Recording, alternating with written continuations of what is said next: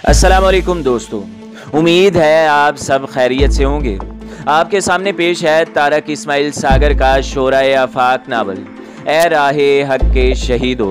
अगर आप हमारे चैनल पर नए हैं तो हमारे चैनल को ज़रूर सब्सक्राइब करें, वीडियो को लाइक करें और बेल के आइकॉन को भी दबा दें ताकि हर जो आने वाली वीडियो है वो आपको सबसे पहले मिलती रहे। और वीडियो अच्छी लगने की सूरत में एक अच्छा सा कमेंट करके हमारा हौसला ज़रूर बढ़ाएं। इस दौरान कैप्टन जावेद का राब्ता हेडक्वार्टर से मुसलसल कायम रहा। इनकी तरफ से जाने वाली हर कामयाबी की खबर से बेस कैंप में मौजूद इसके साथियों के हौसले दो चंद हो जाते। कैप्टन जावेद ने इस बात का बखूबी अंदाज़ा कर लिया था कि इसके बेशतर जवानों की हालत नाकाबिले यकीन हद तक बिगड़ चुकी है और ऐन मुमकिन है कि 22,000 फीट की बुलंदी पर जहां उन्होंने अपनी पोस्ट कायम करनी थी वो ज़्यादा देर तक जिंदा भी न रह सके। लेकिन इसने अभी तक बेस कैंप को सब अच्छा की रिपोर्ट ही दी थी। इनकी तरफ से ग्यांगला के नज़दीक पहुंचने की खबर मिलने पर अलबत्ता नॉर्दर्न लाइट इन्फेंट्री की एक कंपनी को इनके ताकुब में रवाना कर दिया गया था। इस कंपनी के साथ एक डॉक्टर को बतौर ख़ास भेजा गया था, जबकि इब्तदाई तिब्बी इमदाद के लिए कुछ अद्वियात कैप्टन जावेद के साथी अपने साथ लेकर आए थे जो अब कम पड़ती जा रही थी। इस इलाके में हाइकिंग करने की वजह से इसे कुछ आशनाई ज़रूर हासिल थी और इसी आशनाई के बलबूते पर इसने अंदाज़ा लगाया कि वो अब मंजिल के नज़दीक पहुंच गए हैं। 40 घंटे की ये मुसाफत उन्होंने हैरत अंगेज़ तौर पर 35 घंटे में तय कर ली थी। लेकिन मंजिल पर पहुंचने के फ़ौरन बाद सूबेदार इनायतुल्लाह ने जवानों से मुतल्लिक जो रिपोर्ट दी वो बड़ी शदीद तशवीशनाक थी। एक लांस नायक और 2 जवान शदीद ज़ख्मी और बीमार थे। गो के वो सब बारी बारी एक दूसरे से भारी सामान मुंतकिल करते यहाँ तक आए थे। इन तीनों की कमर से खून बहकर कपड़ों पर जम चुका था। लेकिन क्या मजाल जो अज़्मो अमल के इन पैकरों ने एक लम्हे के लिए भी अपने जख्मों की खबर अपने साथियों को होने दी। जब वो 20,000 फीट की बुलंदी पर अपनी पोस्ट कायम कर रहे थे और एक कदरे महफूज तोदे की आड़ में उन्होंने नायलन और कैनूस का मजबूत खैमा नस्ब करके अंदर दोनों चूल्हे रोशन किए, तो कैप्टन साहब के इल्म में ये बात आई।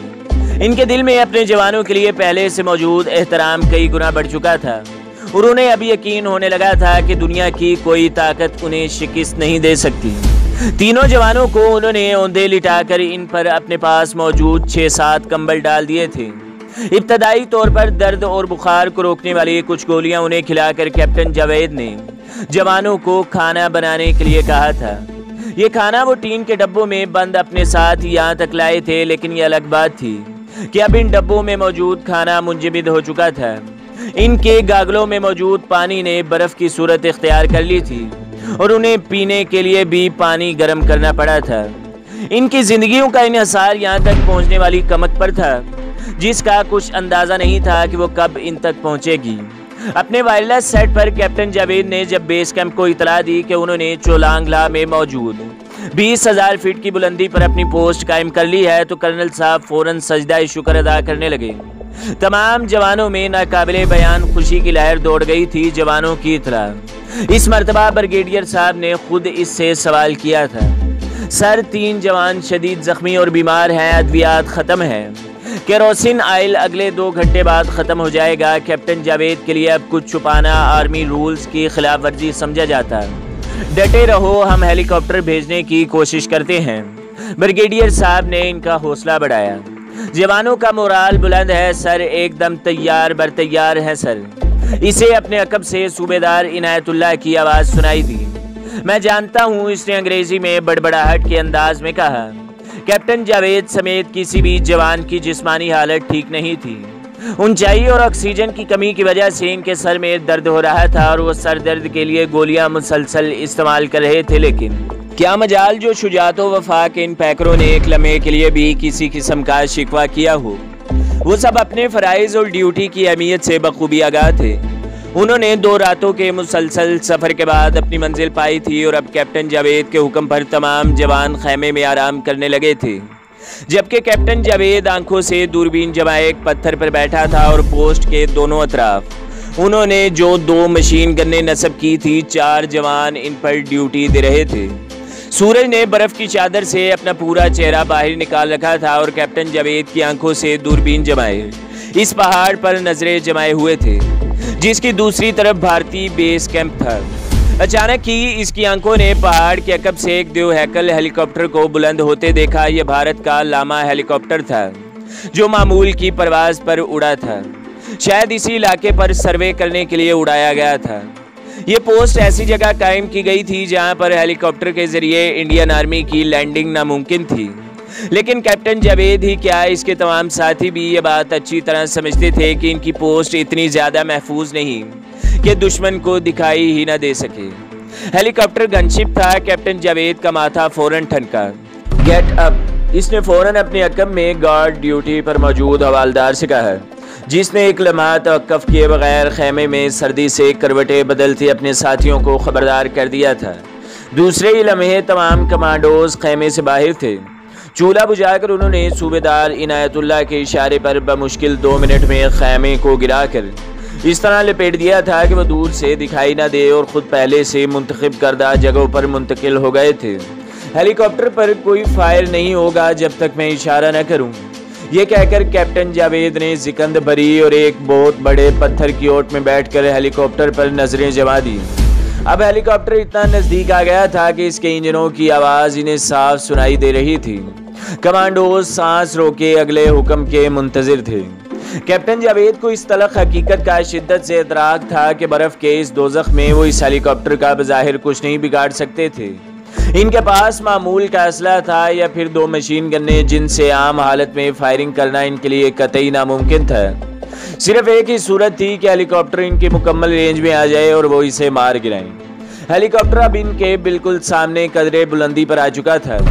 अभी तक इसके पायलट ने शायद कोई गैर मामूली नकलो हरकत नोट नहीं की थी, लेकिन अचानक ही इसने अपना रुख बदला और वो सीधा इनकी तरफ आने लगा। कैप्टन जावेद ने अपने दाएं हाथ मौजूद मशीन गन पर बैठे सूबेदार इनायतुल्लाह को इशारे से तैयार रहने के लिए कहा और अपनी गन इसकी तरफ सीधी कर ली। शायद हेलीकॉप्टर का पायलट अपने शक की तस्दीक करने आ रहा था और इससे पहले वो कुछ करने के लायक हो, कैप्टन जावेद ने कुछ कर गुजरने का फैसला कर लिया था। हेलीकॉप्टर इनके नज़रों के बिल्कुल सामने इनके सिरों से बमुश्किल 30-40 फीट बुलंद था। पायलट को अपने शक की तस्दीक हो गई थी और इसने अफरा तफरी ही में इन पर फायरिंग शुरू कर दी थी, क्योंकि इसकी चलाई हुई गोलियां इनसे कुछ फासले पर बर्फ में धंस रही थीं। इससे पहले कि वो अपना चक्कर मुकम्मल करता, अचानक ही सूबेदार इनायतुल्लाह ने अपनी गन सीधी की और पहले से साइड में आए हुए हेलीकॉप्टर पर गोलियों की बारिश कर दी थी। दूसरे कोने पर कैप्टन जावेद ने भी एक लम्हे का तवक्कुफ किए बगैर हेलीकॉप्टर के बाएं पहलू को एक साइड में लिया और मशीन गन का ट्रिगर दबा दिया। दोनों की चलाई गई तमाम गोलियां हेलीकॉप्टर में लगीं और बिल्कुल यूं जैसे किसी माहिर निशानाबाज ने अपनी मर्जी के टारगेट मुंतखब करके वहां फायरिंग की हो, क्योंकि हेलीकॉप्टर का पायलट उन्हें मुंह के बल सामने गिरता नजर आया। कैप्टन जावेद की गोलियां सामने की स्क्रीन तोड़कर इसके मुंह और सीने में लगी थी, जबकि सूबेदार इनायतुल्लाह की गोलियों ने इसकी टैंकी उड़ा दी थी। खैरियत गुजरी कि हेलीकॉप्टर इनके सिरों से गुजरकर काफी आगे जा चुका था, लेकिन इसके जोरदार धमाके से फटने और ग्लेशियर पर बिखरने का मंजर उन्होंने अपनी आंखों से देखा था। फरते मुसर्रत और जोशे गजब से इन सब की हालत दीदनी हो रही थी। तमाम जवान पूरी कुव्वत से अल्लाहु अकबर के नारे लगा रहे थे।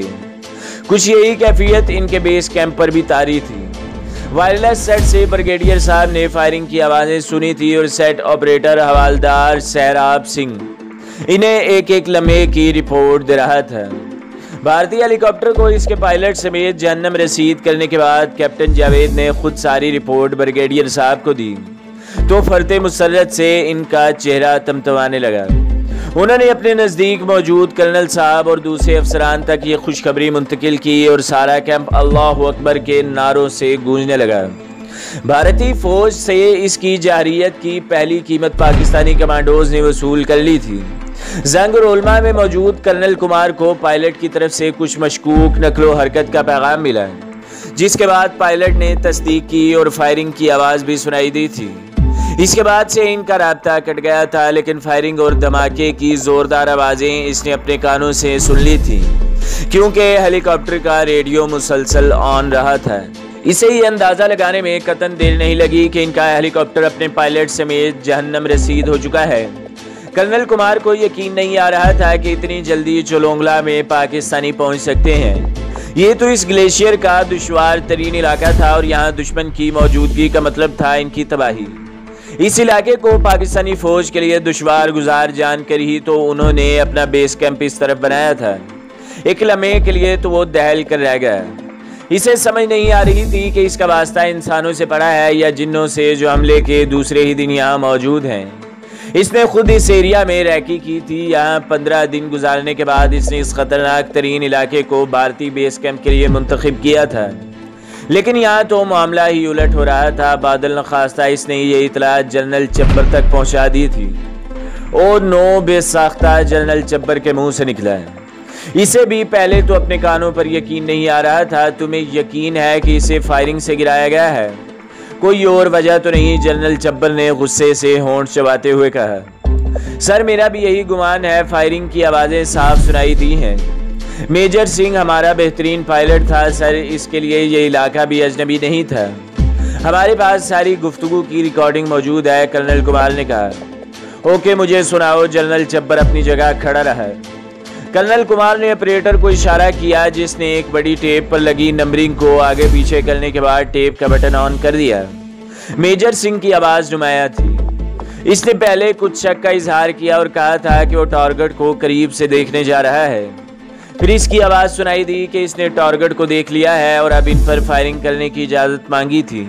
कर्नल कुमार की तरफ से इजाज़त मिलने पर इसने फायरिंग की और चंद सानिया बाद ही उन्हें हैवी मशीन गन की फायरिंग की आवाज़ें सुनाई दी, जिसके बाद मेजर सिंह की तरफ से बमुश्किल एक मरतबा SOS की आवाज़ सुनाई दी। फिर एक ज़ोरदार धमाका।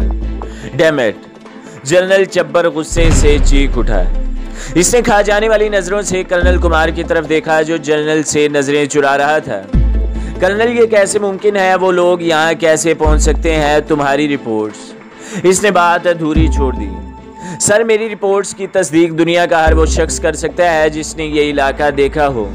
मैं आज भी दावे से कह सकता हूँ कि गुज़श्ता 200 साल से किसी सियाह ने इस इलाके की तरफ आने की हिम्मत नहीं की कि जहाँ से हेलीकॉप्टर पर फायरिंग हुई है। कर्नल कुमार का तयक्कन बरकरार था। तुम्हारे ख्याल से क्या वो इंसान नहीं है? जनरल चब्बर ने तंजिया लहजे में दरियाफ्त किया। बज़ाहिर तो यही लगता है सर, कर्नल कुमार ने संजीदगी से जवाब दिया। हे भगवान! जनरल चब्बर ने गुस्से से हाथ में पकड़ी छड़ी सामने मेज पर मारी और कमरे के कोने में लटके बड़े संरक्षे के सामने जाकर खड़ा हो गया। वो जानता था कि इसमें कर्नल कुमार का कोई कसूर नहीं। उन्हें इंडियन इंटेलिजेंस ने भी रिपोर्ट दी थी कि पाकिस्तानी फौज के लिए इन इलाकों में पहुंचना, खसूसन इस महाज पर, नामुमकिन है। शदीद मौसमी अजाब उन्हें रास्ते ही में मार डालेगा, क्योंकि इस खतरनाक मौसम और माहौल का मुकाबला करने के लिए इनके पास मुनासिब लिबास ही मौजूद नहीं है। और इतनी ऊंचाई पर तो किसी जी होश का मुनासिब लिबास के बगैर जिंदा रहना नामुमकिन नहीं, मौजज़ा ही नजर आता है। बहरहाल, वजह जो कोई भी हो, ये तलख हकीकत अपनी जगह कायम है कि पाकिस्तानी फौज इनकी मुनासिब पजीराई के लिए पहुंच चुकी है और आगाज ही में इनके हेलीकॉप्टर के बेहतरीन पायलट मेजर अमरीक सिंह समेत तबाही से फौज में बददिली भी फैल सकती है। GHQ में इस मुहिम जोई के मुखालिफिन इनके खिलाफ तूफान उठा सकते हैं और बहुत कुछ हो सकता है। उन्हें कुछ ना कुछ करना था फौरन, और अभी कुछ कर गुजरना था। जनरल चब्बर जानता था कि अगर पाकिस्तानी फौज ने यह मौजज़ा करके दिखा ही दिया है और वो लोग चोलांगला तक पहुंच ही चुके हैं, तो वह मुश्किल 8-10 जवानों की कोई रैकी या फिर इनका हरबल दस्ता ही यहाँ पहुँचा होगा। पाकिस्तानी इलाके से हेलीकॉप्टरों के जरिए यहाँ फौज नहीं उतारी जा सकती थी। ना ही पाकिस्तान के पास भारत की तरह बार बर्दारी वाले इतने मजबूत हेलीकॉप्टर मौजूद थे। ये लोग जो कोई भी थे यहाँ पैदल पहुँचे होंगे और इसके अंदाजे के मुताबिक खलचू से यहाँ तक का सफ़र कम से कम 50 घंटों पर मुहित था। इसके लिए ये तो मुमकिन नहीं था कि दुश्मन को अपने सर पर बिठाकर आराम की नींद सो सके, और ये बात तय थी कि अभी तक इन लोगों को कमक भी नहीं पहुंची होगी। ये बेहतरीन मौका था कि वो अपनी बेहतरीन तरबियत याफ्ता और जदीद तरीन सवाने हरब व नज़ब से लेस फौज के साथ इंतहाई कलीलो वसाइल रखने वाली इस पाकिस्तानी दस्ते को, जिसके करीबन सभी जवान इसके अंदाजे के मुताबिक जिस्मानी तौर पर बहुत कमज़ोर हो चुके होंगे और जो खुद को सिर्फ जिंदा रखने के लिए मौसमी शदायत से नबरत आजमा होंगे, ख़त्म कर दिया जाए। यही एक सूरत थी भारतीय जवानों का मोराल बुलंद करने की। इस तरह वो अपने हेलीकॉप्टर और बेहतरीन पायलट की मौत का बदला ले सकते थे। पाकिस्तानियों की इस पोस्ट का सफाया करके ही वो अपनी नज़रों में सुरखरू हो सकते थे और सबसे बढ़कर ये कि जग हसाई से बच सकते थे। पाकिस्तानी बेस कैंप में जिम्मेदारान सर जोड़कर बैठे थे। उन्हें कैप्टन जावेद की तरफ से जवानों की हालत ज़ार की मुकम्मल रिपोर्ट्स मिल गई थी और हेलीकॉप्टर की तबाही के बाद वो सब ये जान सकते थे कि भारतीय फौज इन बेवसीला कमांडोज पर किसी भी लम्हे अपनी पूरी कुव्वत के साथ हमला आवर होगी, क्योंकि भारतीयों के लिए ये हज़ीमत नाकाबिले बर्दाश्त है। यूं भी वो इब्तदा ही में पाकिस्तानी फौज के इस मुख्तसिर से दस्ते को ख़त्म करके इस इलाके में अपनी पोजीशन कायम करने की कोशिश करेंगे। नॉर्दर्न लाइट इन्फेंट्री के दो दस्ते मकामी पोर्टर्स के साथ इस तरफ भेजे जा चुके थे, जिनके साथ एक मीडियम गन भी थी। लेकिन इस दस्ते के जवानों की मदद आने वाले कैप्टन जावेद के साथ दुश्मन कुछ भी कर गुजरता, क्योंकि अगले 1-2 घंटे में इनकी पोस्ट पर दुश्मन का हमला यकीनी था। जहां तक मुमकिन हो हेलीकॉप्टर के जरिए सामान्य जंग आगे ले जाया जाए। मैं अपने जवानों को हरगिज बेबसी से मरने नहीं दूंगा, जनरल साहब ने अपने साथियों की तरफ देखते हुए फैसला कुन लहजे में कहा। ऐसा ही होगा सर, आर्मी एविएशन के कर्नल साहब ने बड़े एतमाद से जवाब दिया। पोजीशन क्या है? अगला सवाल उन्होंने अपने ब्रिगेडियर साहब की तरफ देखते हुए किया था। Sir, NLI northern light infantry की एक कंपनी रिजर्व में है। हमने 3-3 घंटे के फर्क से 10-10 जवानों का ग्रुप भेजने की हिकमत अमली अपनाई है। मकामी पोर्टर्स बहुत ताउन कर रहे हैं। अगर मौसम ने हमारा साथ दिया तो इंशाल्लाह 30-40 घंटों तक हम 8-10 गन्ने आगे तक ले जाने में कामयाब हो जाएंगे। ब्रिगेडियर साहब ने रिपोर्ट पेश की। वेल डन, डटे रहो, हेडक्वार्टर को अलर्ट रखो, जवानों को किसी भी तरह कोई कमी का एहसास न होने देना। ये कहकर जनरल साहब एविएशन के कर्नल की तरफ मुतवज्जा हुए। हमारे 3 हेलीकॉप्टर पहुंच चुके हैं सर। इस महाज के लिए फिलहाल यही 3 मौजूद हैं। 3 और हेलीकॉप्टर बाकी दोनों सेक्टर्स के लिए काम कर रहे हैं। मौसम कैसा भी हो, मैं अगले 10 मिनट में ज़रूरी सामान के साथ प्रवास कर रहा हूँ, कर्नल साहब ने फैसला कुन लहजे में कहा। अल्लाह तुम्हारा हामी और नासिर हो, जनरल साहब ने इनकी तरफ देखकर कहा और ख़ुद नक्शे के मुख्तलिफ निशान ज़दा जगहों पर उंगली के इशारे से अपने अफसरान को हिदायत देते रहे। 10 मिनट बाद कर्नल साहब एक एमुनेशन और ज़रूरियात ज़िंदगी के सामान के साथ अपने एलिवेट 3 में प्रवास कर चुके थे। उन्होंने याद कर लिया था कि जिस तरह भी मुमकिन हो कैप्टन जावेद तक हर मुमकिन मदद पहुंचानी है, क्योंकि इस मरहले पर इन्हें अकेला छोड़ना किसी भी फौजी की गैरत ईमानी के खिलाफ था। दोपहर के करीबन 12 बज रहे थे जब हवालदार लहरासब खान ने कैप्टन जावेद को इशारे से अपने नज़दीक आने के लिए कहा, क्योंकि इसने अपनी पोस्ट की सीमत आने वाले रास्ते पर कुछ मुश्तबा नकलो हरकत महसूस की थी। इस वक्त वो आंखों से दूरबीन लगाए ड्यूटी दे रहा था, सर इधर इस तरफ। इसने कैप्टन जावेद के नज़दीक आने पर उसे हाथ की उंगली से एक सीमत इशारा करते हुए बताया। सूरज की ग्लेशियर्स पर पड़ने वाली चकाचौंध रोशनी के अकब में कैप्टन जावेद को जंगी तरबियत से आगे बढ़ते कुछ सफ़ेद पोश दिखाई दे रहे थे। इसने अंदाज़ा लगा लिया था कि ये भारतीय फौजी हैं जिन्होंने जदीद जंगी सुरमाई वर्दियां पहन रखी थी, क्योंकि इन पर फिजाई हमला मुमकिन नहीं था और दुश्मन ने समझ लिया था कि पाकिस्तानियों ने ऐसी पोजीशन ले रखी है जहां से वो हेलीकॉप्टर का मौसर फायर इन पर नहीं गिरा सकते थे, इसलिए इन पर ज़मीनी हमले का प्रोग्राम बनाया था। कैप्टन जावेद को अगले ही लम्हे दुश्मन की सारी हिकमत अमली का अदराक हो गया था। इसने अंदाज़ा कर लिया था कि बहुत जल्द इन पर तोप खाने का फायर गिराया जाएगा, जिसके बाद ही दुश्मन इन पर हमलावर होगा। दूसरे ही लम्हे वो अपनी जख्मी और बीमार जवानों में मौजूद था। इसने जवानों के दरमियान सामान तकसीम करके उन्हें 3 हिस्सों में तकसीम किया और 3 मुख्तलिफ सिमतों में इस तरह बर्फीली चोटियों की आड़ में छुपा दिया कि दुश्मन की गोलाबारी से वो काफ़ी हद तक महफूज हो गए थे। तीनों शदीद जख्मी और बीमार जवानों को इसने अलग अलग रखा था ताकि इनके साथी इनका ख्याल रख सकें। दुश्मन हमले के लिए आगे बढ़ रहा था। शायद वो पहले हम पर तोप खाने का फायर गिराएगा और इस यकीन के साथ कि अब मुज़ाहमत बाकी नहीं रही, या फिर ये समझ कर कि अब वो बासानी हम पर काबू पा सकते हैं, हम पर हमलावर होगा। साथियों, आजमाइश की घड़ी आ गई है। हमें आज की आजमाइश के लिए ही पाकिस्तान आर्मी ने तैयार किया था। आज हमें साबित करना है कि हम जीते जी नाकाबिले तस्खीर हैं। इंतहाई नामुसाइदा हालात के बावजूद हमारा अज़म ही फाते होगा। अपने आप को अपने असले समेत बर्फीली चट्टानों में छुपा लो और अपनी सर टांगों में दबाकर दुश्मन की गोलाबारी का सामना करो, इस वक्त तक जब तक कि वो अपना सारा गोला बारूद फूंक कर मुतमईन न हो जाए। अल्लाह की मदद पर हमारा ईमान है। लेकिन हमारा ये भी यकीन है कि जल्दी या बदेर हमारे लिए कमक पहुंच जाएगी। मेरे शेरों, तुम्हें साबित करना है कि तुम पाक आर्मी के कमांडोज हो। पोजीशन ले लो। अल्लाह अकबर। मौसमी शदायत का शिकार लेकिन किसी भी जारहियत के सामने सद्दे सिकंदरी बन जाने वाले कमांडोज ने नारे तकबीर बुलंद किया और अपनी सारी तवानाइयां मुज्तमा करके अपनी अपनी पोजीशन पर चले गए। कैप्टन जावेद खुद दूरबीन संभाल कर दुश्मन पर नजरें जमा कर बैठ गए। नाइक रहमान ने वायरलेस ऑन रखा था और कैप्टन जावेद ने बेस कैंप को अपने खदशात और दुश्मनों के अजाइम से आगाह कर दिया था। बेस कैंप में इतला पहुंचते ही बेचैनी फैल गई थी। ब्रिगेडियर साहब बेकरारी से इस छोटे से छप्पर नुमा कमरे में चक्कर काट रहे थे जहां उन्होंने आरजी हेडक्वार्टर कायम किया था।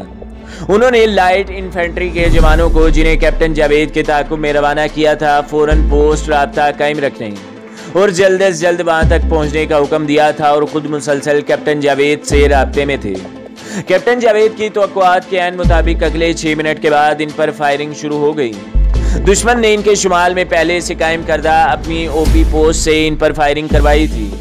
विसल की तेज आवाज के साथ भारतीय हाउटर से छूटने वाले गोले इनके सर पर फट रहे थे। जावेद, क्या हो रहा है? तुम ठीक तो हो? ब्रिगेडियर साहब ने सेट पर गोलाबारी की आवाज सुनकर तड़प कर पूछा था। सर, दुश्मन एयर ब्रेस्ट फायर कर रहा है, कैप्टन जावेद ने रिपोर्ट पेश की। Damn it! ब्रिगेडियर साहब गुस्से और बेबसी से बेसाख्ता चिल्ला उठे। अपने जवानों का मोराल बढ़ाए रखो। आई एम कमिंग माई सन। उन्होंने चंद लम्हों में इंतहाई खतरनाक फैसला कर लिया था। सर प्लीज, अभी हम जिंदा है सर, कैप्टन जावेद कहता ही रह गया, लेकिन राब्ता मुनक़ता हो गया। ब्रिगेडियर साहब के लिए इन हालात में बेस कैंप में बैठे रहना नाकाबिले बर्दाश्त हो गया था। उन्होंने खुद परवाज करके इनके पास पहुंचने का फैसला किया था। वो इन हालात में एक लम्हे के लिए भी अपने जवानों को कम मायगी का एहसास नहीं होने देना चाहते थे। दूसरे ही लम्हे उन्होंने एविएशन के कैप्टन आरिफ को तलब कर लिया था। अपनी गन्ने लोड करो, हम अगले 10 मिनट में परवाज करने वाले हैं। उन्होंने कैप्टन आरिफ से कहा था। Yes sir. कैप्टन आरिफ भागता हुआ बाहर आ गया। इसने अपनी जिंदगी में ऐसा दलेर ब्रिगेडियर नहीं देखा था। महज इस इतला पर अकेला ही अपने जवानों की मदद के लिए निकल खड़ा हुआ था कि दुश्मन ने इन पर हमला कर दिया है। ब्रिगेडियर साहब ने अपने हेडक्वार्टर को अपने फैसले से आगाह कर दिया था। जनरल साहब ने उन्हें मना करना चाहा, लेकिन इनकी दरख्वास्त पर बादल नखास्ता उन्हें जाने की इजाज़त दे दी। इसके साथ ही कमांडोज की एक कंपनी कर्नल साहब की कमान में चोलांगला की तरफ रवाना हो गई। इसके हर जवान ने अपने मामूल से दुगना वजन उठा रखा था। कैप्टन जावेद की तरफ जाने वाली कमक को जब इतला मिली कि ब्रिगेडियर साहब खुद इस तरफ परवाज कर चुके हैं और कैप्टन जावेद की पोस्ट पर दुश्मन ने हमला कर दिया है, तो इनका खून खोल उठा। इनका बस नहीं चलता था कि उड़कर अपने साथियों की मदद को पहुंच जाए और यहाँ एक मखसूस रफ्तार से ज्यादा पर सफर करना खुद को जबरदस्ती मौत के मुंह में धकेलने के मुतरादिफ था। इन रास्तों पर उठने वाली एक भी गलत कदम किसी भी जवान को हजारों फीट गहरी बर्फीली कब्र में दफन कर सकता था। इस मरहले पर मकामी पोर्टर्स ने जबरदस्त हिम्मत का मुजाहिरा किया। गो के ये रास्ता इनके लिए अजनबी था, लेकिन ऐसे रास्तों पर वो एक अरसे से सफर करते आ रहे थे। उन्होंने कैप्टन जावेद और इसके साथियों के बनाए हुए रास्ते को खोया नहीं था और कामयाबी से इसी पर चलते जा रहे थे। इनके सिरों पर आतिशवान फट रहा था। हर तरफ मौत रक्सा थी। बर्फ से ढके मुंजमद ग्लेशियर्स की सतह पर जब कोई गोला गिरता तो जमीन से आसमान तक सफेद और सुर्ख रंग का एक जाल सतन जाता। कैप्टन जावेद की तरह इसके जवान भी बेकाबू होते चले जा रहे थे और इनका बस नहीं चलता था कि दुश्मन को इस हमले का मुंह तोड़ जवाब दें। वो चाहते थे आगे बढ़कर कुछ करें, लेकिन अंदरे हालात इनकी सबसे बड़ी बहादुरी यही थी कि खुद को आइंदा के लिए जिंदा रखने की कोशिश करें। उन्होंने वाकई अपने सर घुटनों में दे लिए थे और बेबसी से अपने सरों पर फटती कयामत का नजारा कर रहे थे। जिन कुदरती पनाहगाहों में उन्होंने अपने सर छुपा रखे थे, वहां तक वो बमुश्किल अपना असला ही ला पाए थे। बाकी तमाम जरूरियात जिंदगी एक कोने कदरे खुली जगह पर मौजूद थी। अचानक ही एक गोला ऐन इस मुकाम पर फटा और दूसरे ही लम्हे इनके वाहिद खैमे और इसमें मौजूद तमाम सामान को आग लग गई। शदीद गोलाबारी में वो इस काबिल भी नहीं थे कि अपने तबाह होते सामान को ही बचा सके। कैप्टन जावेद अपने होंठ काट कर रह गया था, क्योंकि अब इनके पास सिवाय असला, अपनी जान या फिर फर्स्ट एड के एक बक्स और जवानों के जिस्मों से बंदी पानी की 2-3 बोतलों की और कुछ बाकी नहीं बचा था। 1 घंटे की मुसलसल गोलाबारी और दर्जनों गोले फूंकने के बाद जब इनकी तरफ से कोई मुजामत ना हुई तो दुश्मन ने ये समझ लिया कि इसने मैदान मार लिया है। इनका ओपी अपने बेस कैंप को चीख चीख कर खुशखबरी सुना रहा था कि भारतीय फौज के सूरमा तोपचियों ने पाकिस्तानी आर्मी की इस इलाके में कायम होने वाली वाहिद पोस्ट तबाह कर दी है। वो अभी तक इतनी ऊंचाई पर पहुंच नहीं पाए थे जहां कैप्टन जावेद ने मोर्चा जमाया था और इंडियन ओपी को भी सिर्फ जलते हुए खैमे और सामान से उठता धुआं दिखाई दिया था। इसने शायद इससे अंदाजा लगा लिया था कि मुजामत दम तोड़ चुकी है और अब वो अपने सुरमाओं को इस पोस्ट पर कब्जा करने के लिए आगे बढ़ा रहे थे। फायरिंग के खात्मे पर कैप्टन जावेद ने सूबेदार इनायतुल्लाह से जवानों की रिपोर्ट तलब की तो इसे ये सुनकर धचका सा लगा कि इसके 3 साथी शदीद जख्मी हो गए हैं। इनके नज़दीक फटने वाले गोले के टुकड़े तीनों के पेट और बाजुओं पर लगे थे। लेकिन क्या मजाल जो शुजात व वफा के इन पैकरों की तरफ से एक लम्हे के लिए भी अपने कप्तान साहब को परेशान किया हो। एमरजेंसी अद्वियात के वाहिद बक्स से कैप्टन जावेद ने खुद इनके जख्मों पर फाहे रखे, लेकिन वो जानता था कि ये इलाज कतई नाकाफी और ना होने के बराबर है। इनके साथियों ने अपने जख्मों पर वो पट्टियां बांध दी थी। एक जवान जिसके पेट पर गहरे जख्म आए थे, इसका खून रुकने का नाम नहीं ले रहा था जब अचानक कैप्टन जावेद को सूबेदार इनायतुल्लाह की आवाज़ सुनाई दी, सर कंपनी। कैप्टन जावेद ने लपक कर इसके हाथ से दूरबीन पकड़ी और दूर से दुश्मन को आते देखा जो इत्मीनान से फातियों की तरह इनकी तरफ बढ़ रहा था। कैप्टन जावेद ने फौरी तौर पर 2 शदीद जख्मियों को रस्सों की मदद से इस समुद्री चट्टान से पीछे उतारने का हुक्म दिया जहां वो दुश्मन के मुतवक्के फायरिंग से महफूज रह सकते थे। दोनों ने नीचे उतरने से इनकार कर दिया। नो सर, खुदा के लिए सर, हमें इस आदत से मारूम न कीजिए। हम आपको यकीन दिलाते हैं कि अपने किसी साथी के लिए कोई मसला पैदा नहीं करेंगे। नायक शरीफ और सिपाही गुलाम रसूल ने कहा।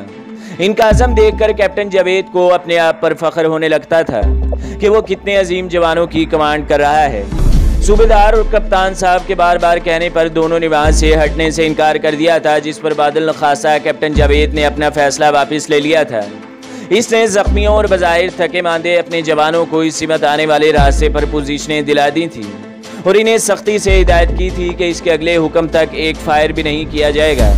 कैप्टन जावेद को इस तलख हकीकत का एहसास था कि इनके पास गोला बारूद ना होने के बराबर है और दुश्मन के पास फूंकने के लिए बेपनाह गोला बारूद मौजूद है।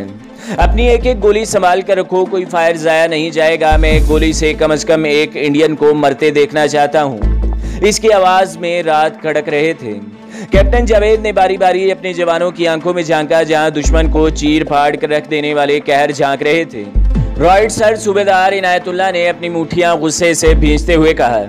दोनों मशीन गनों को उन्होंने एक दूसरे से कुछ फासले पर ऐसी पोजीशन में नस्ब कर लिया था जहां से दुश्मन के मुमकिन एडवांस की तवक्का की जा सकती थी।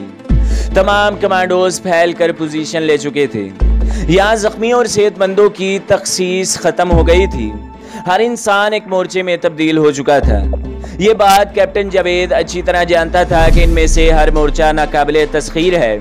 गनीम भले आतिशवाहन का सैलाब अपने साथ लेकर आ रहा था, लेकिन जब तक इनमें से कोई भी कमांडो जिंदा था वो इसे ख़त्म नहीं कर सकते थे। तो दोस्तों, अगली किस्त देखने के लिए हमारे चैनल को सब्सक्राइब करें, वीडियो को लाइक करें और बेल के आइकन को भी दबा दें ताकि हर जो आने वाली वीडियो है वो आपको सबसे पहले मिलती रहे।